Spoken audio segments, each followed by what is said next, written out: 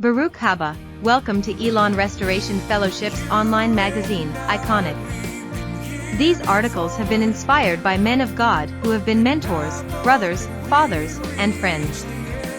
The articles contained in our online magazine were written by Pastor Billy Elias. We hope you enjoy.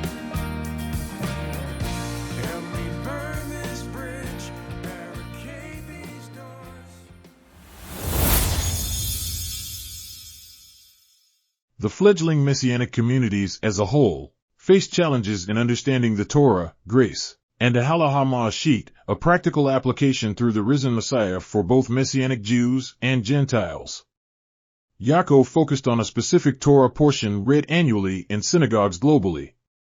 Messianic rabbis and leaders needed to prioritize their attention on the important Mitzvah, the beacon commandment, ensuring its significance resonated throughout their community.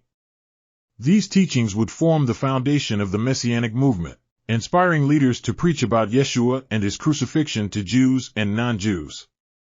Parashat 30. Kedoshim, Holy People, Leviticus 19 verses 1 to 20 and 27.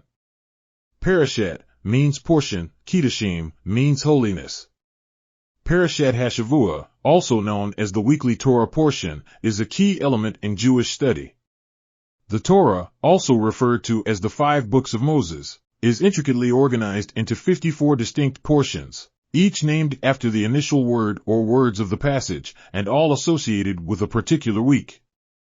During the Torah service on Shabbat morning, the weekly portion is recited or chanted from the Torah scroll in the synagogue. Out of the 54 portions of Torah readings, Yaakov chose Parashat number 30 Kedoshim, meaning holy ones. Out of those 20-plus verses, he chose the royal law, or the law of liberty, as the basis for his teachings and his letter to the 12 tribes in the diaspora. Leviticus 19 verse 7. If you truly attain the goal of kingdom Torah, the royal law, in conformity with the passage that says, love your neighbor as yourself. Most recognize this as Yeshua's commandment given in Matthew 22 verses 36 and 37. 36. Rabbi, which of the mitzvot in the Torah is the most important? 37. He told him, you are to love Adonai your God with all your heart, and with all your soul, and with all your strength. So often is the case that in our zeal to undo the law, we neglect to notice the foundation of Messiah Jesus' teachings.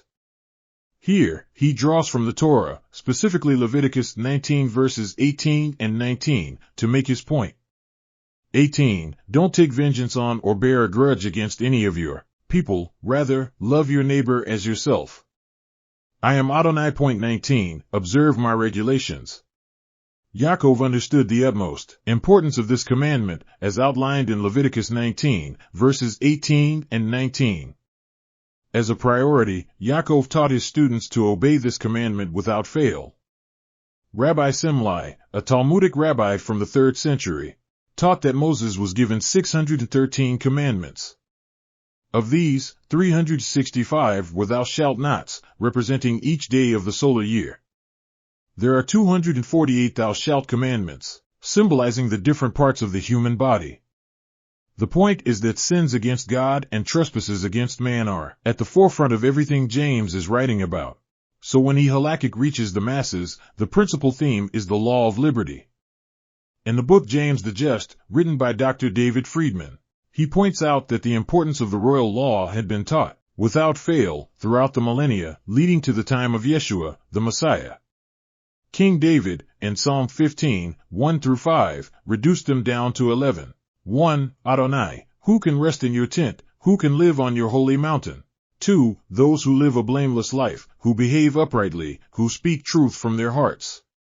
3. And keep their tongues from slander, who never do harm to others or seek to discredit neighbors. 4. Who look scornfully on the vile, but honor those who fear Adonai, who hold to an oath, no matter the cost. 5. Who refuse usury when they lend money and refuse a bribe to damage the innocent. Micah 6 verse 8, narrowed them down to 3.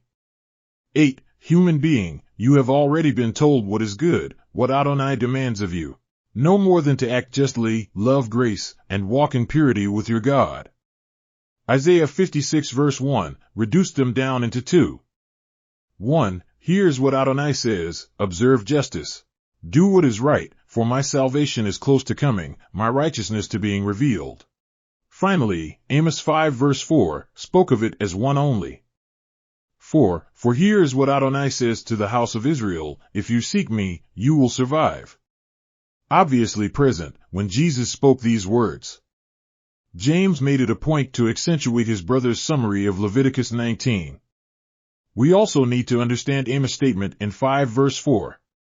He clarifies, if you seek me, you will survive. The word survive, vekhayu, in Hebrew, carries the profound concept of living.